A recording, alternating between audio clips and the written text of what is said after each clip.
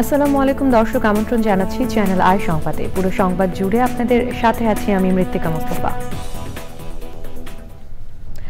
বিস্তারিত সংবাদের শুরুতেই জানিয়ে দিচ্ছি সুপার ফ্রেশ ফর্টিফাইড সয়াবিন তেল সংবাদ শিরোনামগুলো। চট্টগ্রামে আইনজীবী হত্যায় দোষীদের বিচার চায় ইসকন। চিন্ময় ব্রহ্মচারীকে শৃঙ্খলা ভঙ্গের অভিযোগে আগে অব্যাহতি দেওয়া হয়েছে দাবি।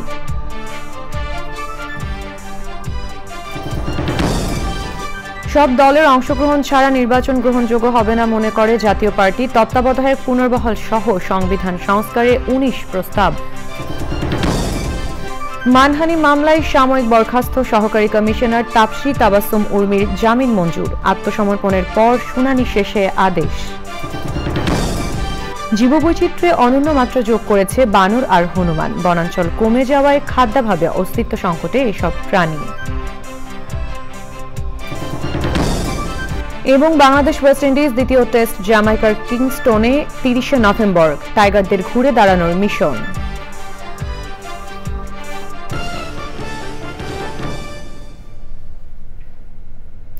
দর্শক, সংবাদ শিরোনামগুলো জানাচ্ছিলাম। এখনকার সংবাদ আয়োজন একই সঙ্গে চ্যানেল আইয়ের ইউটিউব চ্যানেল এবং চ্যানেল আইয়ের ওটিটি প্ল্যাটফর্ম আই স্ক্রিনে লাইভ স্ট্রিম হচ্ছে। যাচ্ছে বিস্তারিত সংবাদে। ইসকন ইস্যুতে চট্টগ্রাম জেলা আইনজীবী সমিতির সদস্য সাইফুল ইসলাম আলিফকে হত্যা, আদালত মসজিদে ভাঙচুর ও আদালত ভবন এলাকায় যানবাহন ভাঙচুরের প্রতিবাদে জেলায় জেলায় মানববন্ধন ও বিক্ষোভ করেছেন আইনজীবীরা। ঘটনার প্রতিবাদে চট্টগ্রামে দ্বিতীয় দিনের মতো আদালত বর্জন কর্মসূচি পালন করছেন আইনজীবীরা। আইনজীবীরা আজও কোনো মামলার শুনানিতে অংশ নেননি। সে সময় আদালত চত্বরে মানববন্ধন ও বিক্ষোভ মিছিল করেন তারা। কর্মসূচিতে বক্তৃতা করেন জেলা আইনজীবী সমিতির সভাপতি অ্যাডভোকেট মোহাম্মদ নাজিম উদ্দিন, সাধারণ সম্পাদক অ্যাডভোকেট আব্দুর রাজ্জাক ও অ্যাডভোকেট মফিজুর রহমান সহ আইনজীবী নেতারা। বরিশালে সকাল ১০টায় জেলা ও দায়রা জজ আদালত প্রাঙ্গণ থেকে বিক্ষোভ মিছিল বের হয়ে নগরীর বিভিন্ন সড়ক প্রদক্ষিণ করেন আইনজীবীরা। এরপর আদালতের সামনে বিক্ষোভ সমাবেশে বক্তারা চিন্ময়ের বিচার ও ইসকন নিষিদ্ধের দাবি জানান। রাঙামাটিতে মানববন্ধন ও প্রতিবাদ সমাবেশ করেছেন আইনজীবীরা। নড়াইলেও মানববন্ধন ও বিক্ষোভ করেছেন তারা। চট্টগ্রামে আইনজীবী সাইফুল ইসলাম আলিফের হত্যাকারীদের কঠোর শাস্তি ও ঘটনার সুষ্ঠু তদন্ত দাবি করেছে ইসকন। দুপুরে স্বামীবাগ মন্দিরে সংবাদ সম্মেলনে ইসকন বাংলাদেশের নেতারা জানান, নৈতিক স্খলনের অভিযোগে চিন্ময় কৃষ্ণ ব্রহ্মচারীকে আগেই বহিষ্কার করা হয়েছে।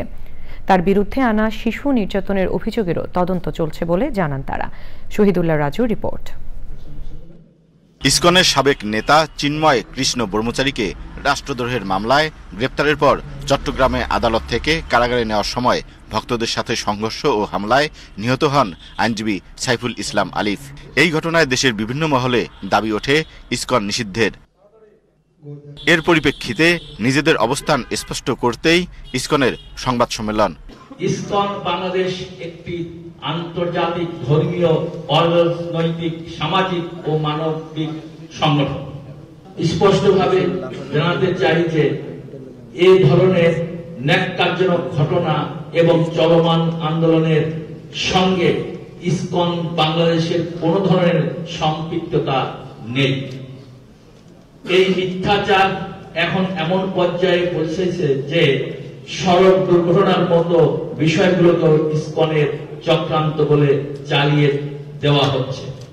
ইসকন জানিয়েছে, ধারাবাহিকভাবে সংগঠনটি নিয়ে অপপ্রচার ও ভিত্তিহীন অভিযোগ তোলা হচ্ছে। চট্টগ্রামে আইনজীবী হত্যার সাথে ইসকনের কোনো সম্পৃক্ততা নেই। আমরা সবাইকে পুনরায় অবহিত করতে চাই যে অনেক মাস আগেই চট্টগ্রামস্থ পুণ্ডরিক ধামের অধ্যক্ষ চিন্ময় কৃষ্ণ দাসকে সাংগঠনিক শৃঙ্খলা ভঙ্গের দায়ে ইসকনের সাংগঠনিক পদ পদবি সহ ইসকনের যাবতীয় সাংগঠনিক কার্যক্রম থেকে অব্যাহতি দেওয়া হয় এবং উল্লেখ করা হয় যে তারা সংগঠিত কার্যক্রম ইসকনের কার্যক্রম নয়। চিন্ময় কৃষ্ণ ব্রহ্মচারী ইসকনের মুখপাত্র নন বলেও জানিয়েছে সংগঠনটি। Shahidullah Raju, channel I, Dhaka. ISKCON ইস্যুতে চট্টগ্রামে আইনজীবী হত্যার পর সরকারের নেওয়া পদক্ষেপে সন্তোষ প্রকাশ করেছেন হাইকোর্ট। আদালত বলেছেন, এমনভাবে সরকারকে তৎপর থাকতে হবে যাতে কোনো জায়গা থেকে কেউ কোনো কথা বলতে না পারে। পাশের দেশগুলোর সাথে বন্ধুত্বপূর্ণ সম্পর্কের কথা স্মরণ করে হাইকোর্ট বলেন, এই সম্পর্ক কখনো ভাঙবে না। ইসকন পরবর্তী ঘটনায় রাষ্ট্রপক্ষের বক্তব্যের পরিপ্রেক্ষিতে ওই মন্তব্য করেছেন বিচারপতি ফারাহ মাহবুব ও বিচারপতি দেবাশিস রায় চৌধুরীর বেঞ্চ। এর আগে ডেপুটি অ্যাটর্নি জেনারেল আসাদুদ্দিন হাইকোর্টকে জানান, সরকার বিষয়টি সর্বোচ্চ গুরুত্ব দিয়ে দেখছে। চট্টগ্রাম সহ অন্যান্য জায়গায় তৎপর আছে আইনশৃঙ্খলা বাহিনী। ওই ঘটনায় দায়ের করা 3 মামলায় 33 জনকে গ্রেপ্তার করা হয়েছে বলেও জানান তিনি। তবে আবেদনকারী আইনজীবী মনির উদ্দিন হাইকোর্টকে বলেন, বিগত সরকারের সময় নিতাই রায় ও নিপুণ রায় সহ অনেকেই নির্যাতিত হলেও কোনো বিবৃতি দেয়নি ভারত। ওই সময় আদালত বলেন, সরকারের পদক্ষেপে আশ্বস্ত হয়েছেন তারা।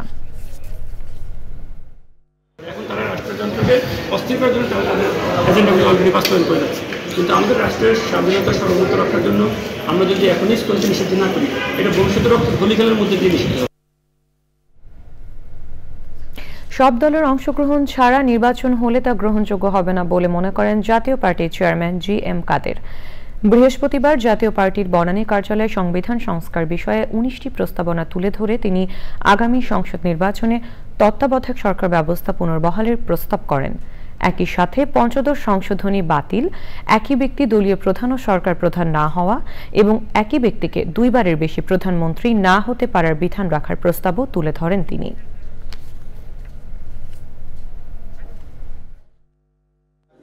নির্বাচন যখন হবে, যদি নির্বাচন অন্তর্ভুক্তিমূলক না হয়, সব দল পার্টিসিপেট না করে, তাহলে এটা আইনগতভাবে বৈধ হতে পারে, কিন্তু সেই একই জিনিস হবে। এবং সেটা যদি দলীয় প্রভাবমুক্ত না হতে পারে, তাহলে আওয়ামী লীগের আমলে যে নির্বাচন হয়েছে সেই নির্বাচন তো আবার হবে। আমি বারংবার বলেছি, কোনো দলকে ব্যান করতে যেন না। ব্যান করলে তার যদি জনসমর্থন থাকে, তারা সরকারের বিরুদ্ধে সবসময় একটা ষড়যন্ত্রে লিপ্ত হবে। হয়তো তারা সরকারকে পতন করার চেষ্টা করতে পারে। সবসময় দেশে একটা অশান্ত পরিস্থিতি থাকবে। মানহানির মামলায় সাময়িক বরখাস্ত সহকারী কমিশনার তাপসী তাবাসসুম উর্মির জামিন মঞ্জুর করেছেন আদালত। সকালে ঢাকার CMM আদালতে তিনি আত্মসমর্পণ করলে রাষ্ট্রপক্ষ ও আসামি পক্ষের শুনানি শেষে আদালত তার জামিন মঞ্জুর করেন।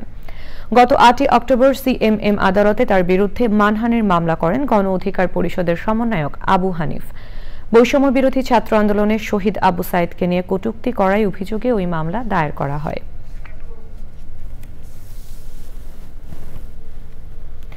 ছাত্র জনতার গণঅভ্যুত্থানে শেখ হাসিনা সরকারের পতনের পর 5ই আগস্ট বিজয় মিছিলে যোগ দিতে গিয়ে গুলিবিদ্ধ হন অনেক শিশু কিশোর। তাদের অনেকেই এখনও শারীরিক ক্ষত নিয়ে কাতরাচ্ছেন বিভিন্ন হাসপাতালে। জুলাই অভ্যুত্থানে আহতদের অবস্থানে বিভিন্ন হাসপাতাল ঘুরে লায়লা নওশিনের ধারাবাহিক প্রতিবেদনের 7ম পর্ব আজ। ক্যামেরায় ছিলেন মামুনুর রশিদ। শিওরে উঠছে জাতীয় পতাকা। হাসপাতালের বিছানায় 17 বছর বয়সী সাব্বির শেখ। বুকের ভেতর যেন বাংলাদেশ। রাজধানীর গাবতলীর হলিফ্লাওয়ার মডেল হাই স্কুলের 10ম শ্রেণীর এই ছাত্র 5ই আগস্ট মিরপুরে গুলিবিদ্ধ হন।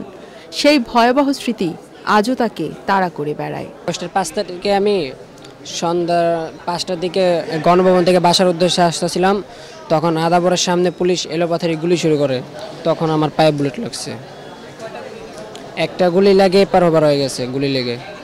আর একটাই চাওয়া, যাতে আমাদের জীবনটা জানি অচল না হয়, জীবনে আমরা কিছু কাজ করে খেতে পারি। ময়মনসিংহের ফুলবাড়িয়ার 9ম শ্রেণীর ছাত্র শাহিন আলম ঢাকায় দিনমজুর বাবা মায়ের কাছে বেড়াতে এসেছিলেন। শেখ হাসিনার পতনের পর বিজয় মিছিলে যোগ দিতে বের হয়ে উত্তরায় গুলিবিদ্ধ হন। ছাত্ররা পুলিশের গাড়ির উপরে উঠে, ওরা উঠার পরে নাচতে থাকে। পুলিশ হঠাৎ করে বাড়িয়া গ্যাস মারে। গ্যাস লাগানোর কারণে যাইতে পারি নাই। পুলিশ বাড়ি গুলি চালায়, তখন পায়ে গুলি লাগে। সন্তানের গুলিবিদ্ধ পা নিয়ে অনিশ্চিত এক যাত্রায় শাহিনের মা। বড় ছেলে মাথার সমস্যা, ওটা কাজকর্ম কিছু বোঝে না।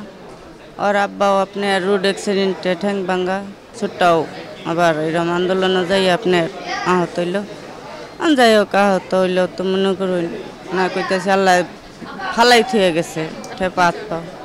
মানে কি চামু আবার হানা সরকারে যা করে ট্রিটমেন্ট বালা মতো যাতে হয়, আর আমার পুত্রের পাওয়াটা যে পুরাপুরি সুস্থ হয় এটাই আশা করি। প্রায় 4 মাস ধরে রাজধানীর জাতীয় অর্থোপেডিক হাসপাতাল ও পুনর্বাসন প্রতিষ্ঠান নিটোরে চিকিৎসাধীন জুলাই অভ্যুত্থানে আহতদের প্রত্যাশা, দেশের জন্য ছাত্র জনতার ত্যাগ যেন বৃথা না যায়। Laila Nowshin, channel I, Dhaka. ভূপ্রকৃতি বাঁচিয়ে জনকল্যাণে কাজ করার প্রত্যয় জানিয়েছেন গৃহায়ন ও গণপূর্ত উপদেষ্টা আদিলুর রহমান খান। রাজধানীর সেগুন বাগিচায় গণপূর্ত অধিদপ্তর আয়োজিত পায়রা বন্দর নগরী ও কুয়াকাটা উপকূলীয় অঞ্চলের পরিবেশ পর্যটন ভিত্তিক সমন্বিত পরিকল্পনা প্রণয়ন শীর্ষক প্রস্তাবনা বাস্তবায়ন সংক্রান্ত সেমিনারে বক্তব্য দেন তিনি। গণপূর্ত উপদেষ্টা বলেন, টেকসই উন্নয়ন নিশ্চিতে সচেতনতা ও জনসম্পৃক্ততার বিকল্প নেই। সেমিনারে যুক্ত হয়ে পরিবেশ উপদেষ্টা Syeda Rizwana Hasan coastal zone management নীতিমালা প্রণয়নে গুরুত্বারোপ করেন। সে সময় উপকূলীয় ভূমি আগ্রাসন বন্ধের আহ্বান জানান তিনি। আমাদের একটা বড় কল হওয়া উচিত কোস্টাল জোন ম্যানেজমেন্ট রুলস, এটা করে বাকি কাজগুলোর দিকে আমরা আগাতে পারি। তা নয়তো গতকালও এসছে আমার কাছে অভিযোগ যে এখনো আবার নতুন করে কক্সবাজারের সমুদ্র সৈকতে আবার দোকানপাট করা হচ্ছে। এটা টম এন্ড জেরির মতো হচ্ছে, আমরা ভাঙি ওরা বানায়, আমরা ভাঙি ওরা বানায়। তো there has to be political support for that, এবং সেই জন্য কোস্টাল জোন ম্যানেজমেন্ট রুলের অধীনে জোন ABC আপনাদের করে ফেলা উচিত। আমাদের পরিকল্পনাগুলি অত্যন্ত স্পষ্টভাবে যেন জনকল্যাণে নিয়োজিত হয় সেটার জন্য ব্যবস্থা করতে চাই, যেটা বাংলাদেশের জনগণের জন্য, বাংলাদেশকে রক্ষা করার জন্য এবং বাংলাদেশের ভূপ্রকৃতিকে রক্ষা করার জন্য। আমরা যদি অল্প কথায় কাজে বেশি থাকতে পারি আমাদের অনেক বেশি উপকার হবে। জীববৈচিত্র্যে ভরপুর বাংলাদেশ, এতে অনন্য মাত্রা যোগ করেছে বানর আর হনুমান। পরিবেশের ভারসাম্য রক্ষায় গুরুত্বপূর্ণ ভূমিকার পাশাপাশি উদ্ভিদের বংশবিস্তার সাহায্য করে বানর ও হনুমান। কিন্তু বনাঞ্চল কমে যাওয়া সহ খাদ্যভাবে অস্তিত্ব সংকটে এসব প্রাণী। বিপন্ন বানর ও হনুমান নিয়ে আফরোজা হাসির রিপোর্ট।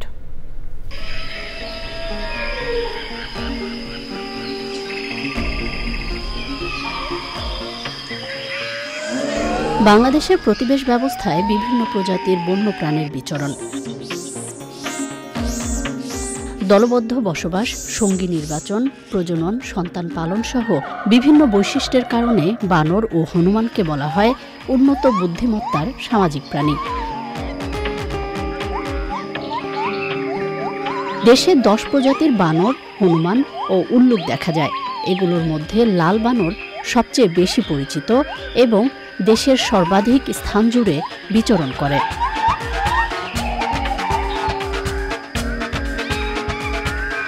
এছাড়াও রয়েছে লম্বা লেজি বানর, আসাম বানর, উল্টো লেজি, খাটো লেজি ও লজ্জাবতী বানর।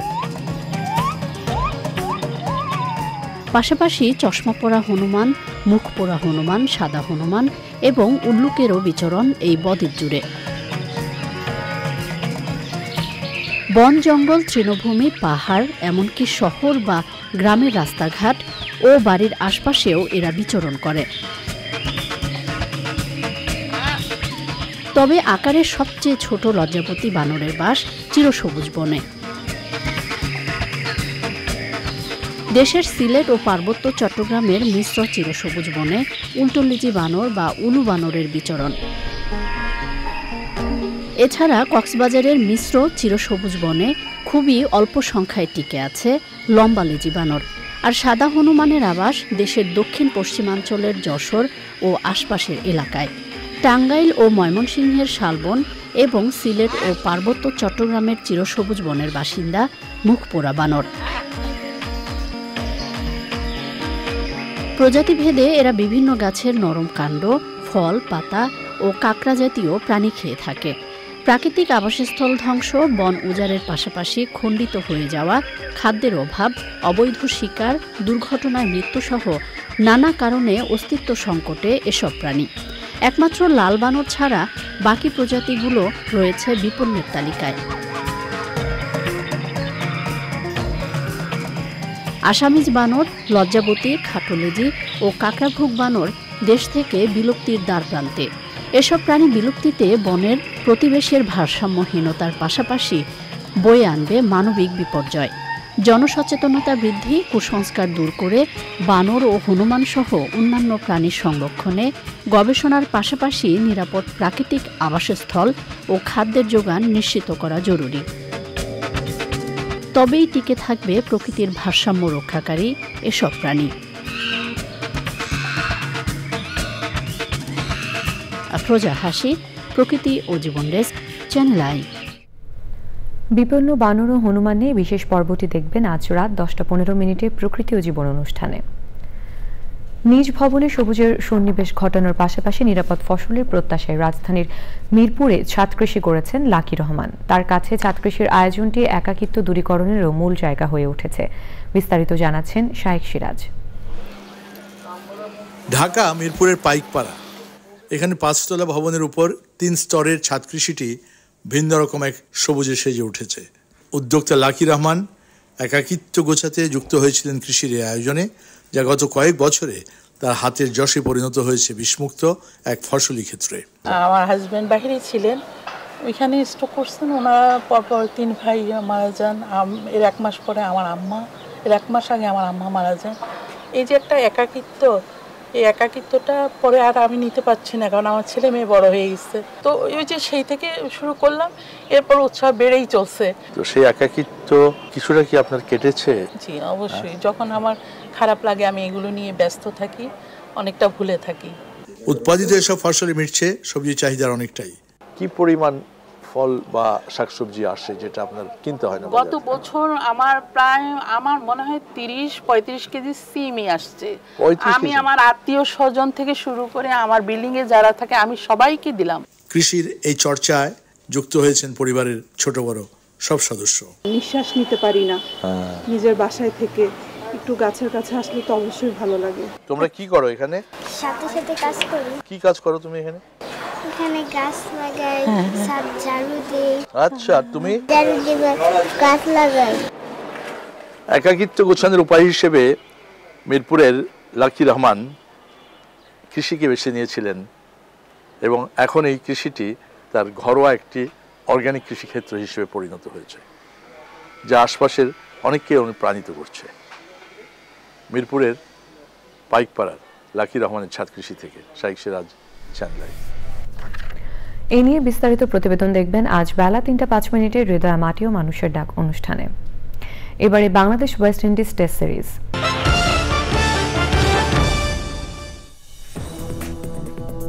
দর্শক, ফিরে এলাম বিরতির পর। প্রথমে নিটোল টাটা কৃষি সংবাদ।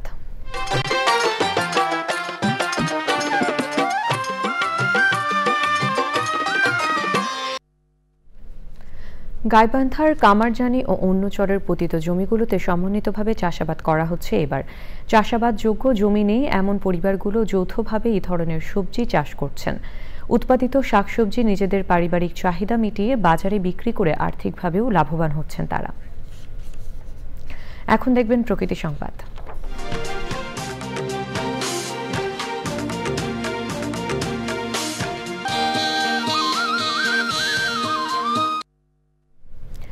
নওগাঁয় তুলসীগঙ্গা নদী পরিচ্ছন্নতায় অভিযান শুরু করেছে যুব উন্নয়ন অধিদপ্তর। কর্মসূচিতে বিভিন্ন স্বেচ্ছাসেবী সংগঠনের সদস্যরা অংশ নিয়েছেন। এমন কার্যক্রম নির্মল প্রকৃতি ও সমৃদ্ধ জীববৈচিত্র্য নিশ্চিত করবে বলে প্রত্যাশা করছেন স্থানীয়রা। এবারে খেলার খবর।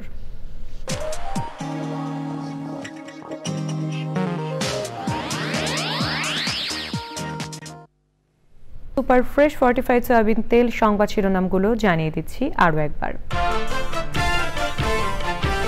চট্টগ্রামে আইনজীবী হত্যায় দোষীদের বিচার চায় ইসকন। চিন্ময় ব্রহ্মচারীকে শৃঙ্খলা ভঙ্গের অভিযোগে আগে অব্যাহতি দেওয়া হয়েছে দাবি।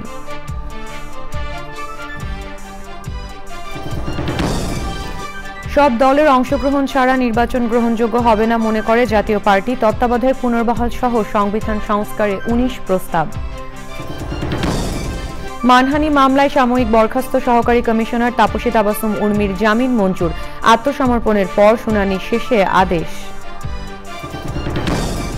জীববৈচিত্র্য অনন্য মাত্রা যোগ করেছে বানর আর হনুমান। বনাঞ্চল কমে যাওয়ায় খাদ্যভাবে অস্তিত্ব সংকটে এসব প্রাণী। এবং বাংলাদেশ ওয়েস্ট ইন্ডিজ দ্বিতীয় টেস্ট জ্যামাইকার কিংস্টোনে 30 নভেম্বর টাইগারদের ঘুরে দাঁড়ানোর মিশন।